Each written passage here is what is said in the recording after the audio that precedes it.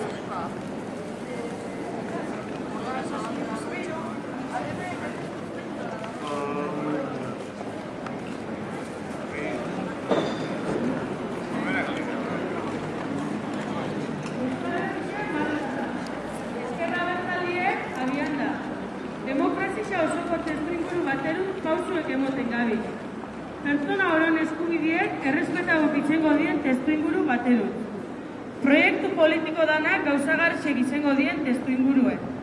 Aukera politiko guztien artien, libreki hautatzeko aukeria izango dugun testuinguruen.